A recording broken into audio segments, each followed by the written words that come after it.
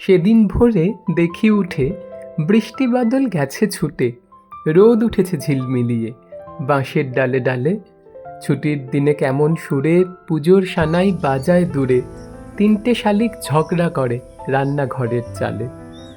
শীতের বেলায় দুই পহরে দূরে কাদের ছাদের পরে, ছোট্ট মেয়ে রোদ্দুরে দেয় বেগনি রঙের শাড়ি। চেয়ে চেয়ে চুপ করে রই, তেপান্তরের পার বুঝি ওই, মনে ভাবি ওইখানেতেই আছে রাজার বাড়ি। নমস্কার, সবাই ভালো আছেন তো? আমি স্নেহময়। আজ আপনাদেরকে নিয়ে যাব আমাদের এখানে চলা শ্রাবণী মেলা ঘুরিয়ে দেখার জন্য। আসলে টানা কয়েকদিন বৃষ্টির পর সকালবেলায় রোদ দেখে মনটা খুব ভালো হয়ে গেল। তাই সকালবেলায় ছাদে এসেই এই কথাগুলো, এই কবিতার লাইনগুলো কিন্তু মনে পড়ে গেল, যেটা আমরা ক্লাস 2-এ পড়েছি সহজ পাঠ বইতে। রবীন্দ্রনাথ ঠাকুরের লেখা সহজ পাঠে ছিল খুব সুন্দর কয়েকটি লাইন, যেগুলি এখনও পর্যন্ত কিন্তু সমানভাবে প্রযোজ্য। ভাদ্র মাস শুরু হয়ে গেছে, আর সঙ্গে সঙ্গে কিন্তু আকাশের রঙটাও বদলে গেছে। যে একটু মেঘ কেটে যাচ্ছে, আকাশটা একদম ঘন নীল রঙের হয়ে যাচ্ছে। এখানে ওখানে সাদা মেঘের ভেলাও কিন্তু দেখা শুরু করে দিয়েছে। আমাদের এখানে বার্জটাউনের মাঠে চলছে শ্রাবণী মেলা। শ্রাবণ মাস শেষ হয়ে গেলেও মেলা কিন্তু এখনও জমজমাট। তাই ছুটির দিনগুলো এই সপ্তাহে যেহেতু বাড়ি যাইনি, বন্ধুদেরকে বললাম চলো বিকেলবেলায় গিয়ে একবার মেলায় ঘুরে আসা যাক।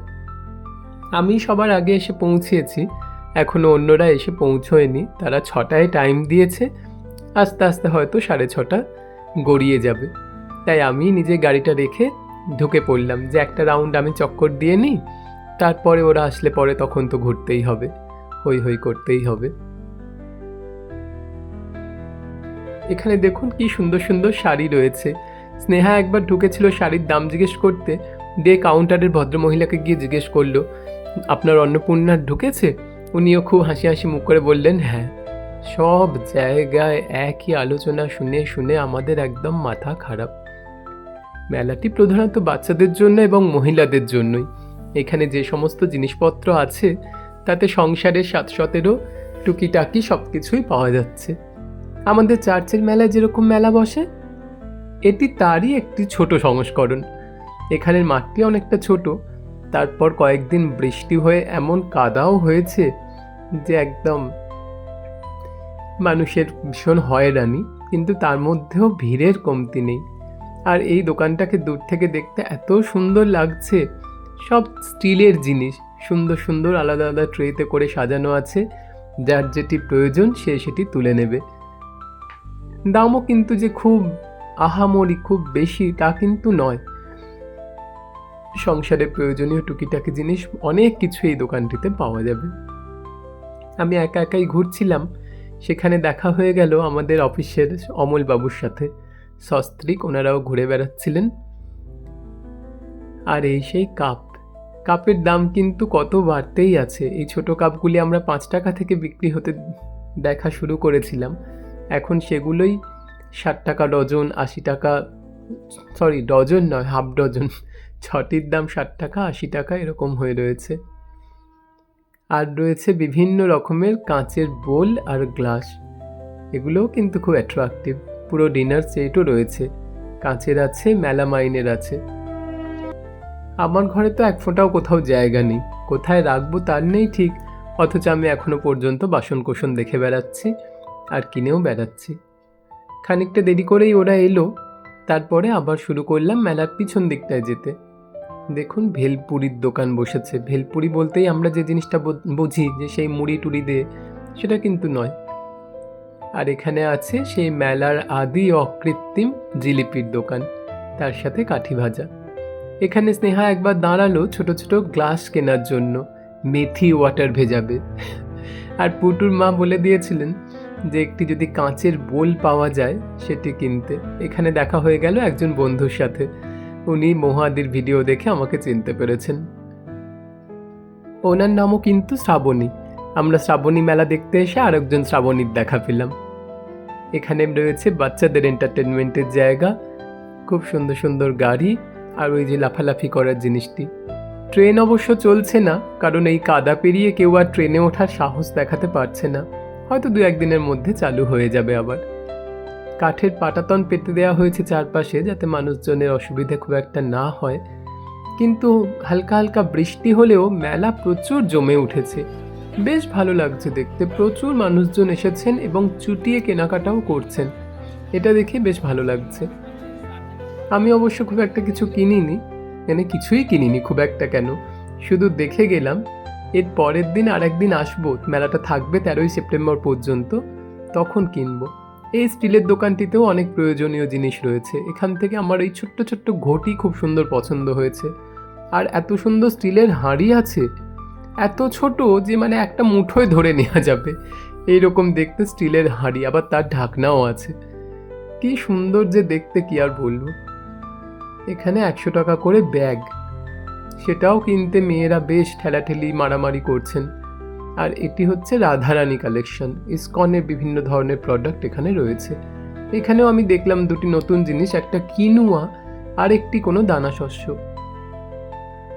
নীল কিনলো 1 প্যাকেট ধূপ। আমি কিনলে সাহস পেলাম না কিনুয়া আদৌ রান্না করতে পারবো কিনা, আগে রেসিপি দেখতে হবে, তারপর কিনে নিয়ে যেতে হবে।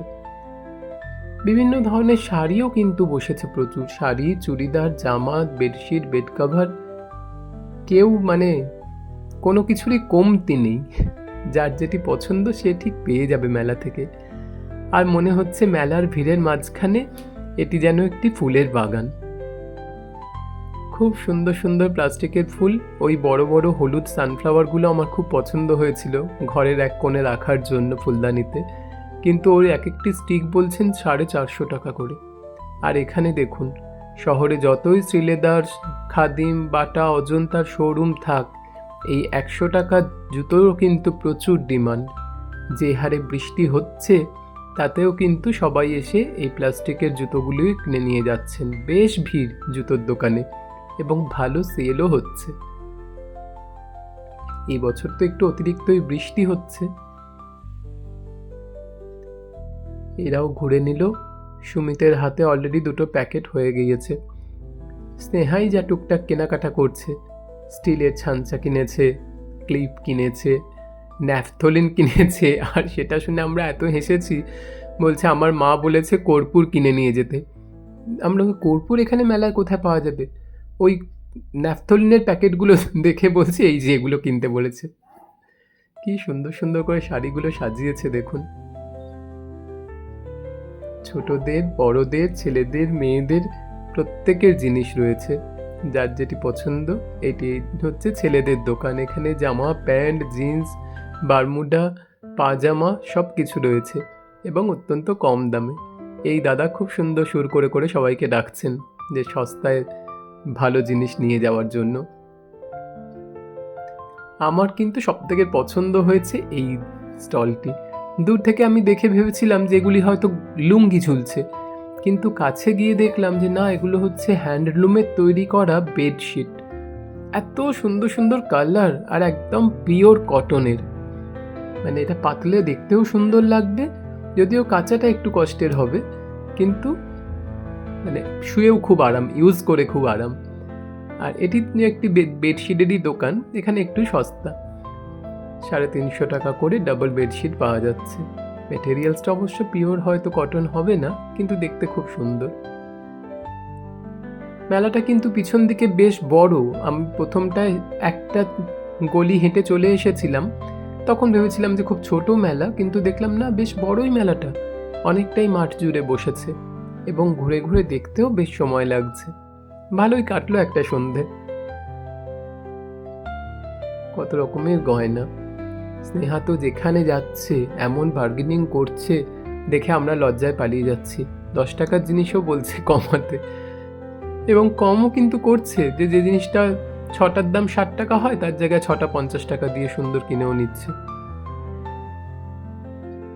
আর একদিন আসতে হবে, আমি যেটা ঘুরে ফিরে বুঝলাম, যখন এই কাদাটা একটু শুকোবে। বেশ ভালো কাটলো, টুকটাক কেনাকাটা হলো, বন্ধুদের সাথে হইচই হলো। ফুচকা অবশ্য খাওয়া হলো না, কারণ স্নেহাদের এখনও শ্রাবণ মাস চলছে। এই রাখি পূর্ণিমা শেষ হলে শ্রাবণ মাস ওদের শেষ হবে, তাই শেষ পর্যন্ত সবাই মিলে আইসক্রিম খেয়ে ঘরে ফিরলাম। আজ এই পর্যন্তই। মাঝখানে বৃহস্পতিবারটা ছুটি নিলে বুধবার থেকে রবিবার পর্যন্ত একটা টানা ছুটি পাওয়া যাচ্ছে। তো চেষ্টা করছি সেই সময় ভাগ্নির কাছে কোচবিহার যাওয়ার। তো যদি যেতে পারি তখন আপনাদের কাছে নিয়ে আসবো সেই ভিডিও। আজ এই পর্যন্তই, খুব তাড়াতাড়ি ফিরছি। ধন্যবাদ।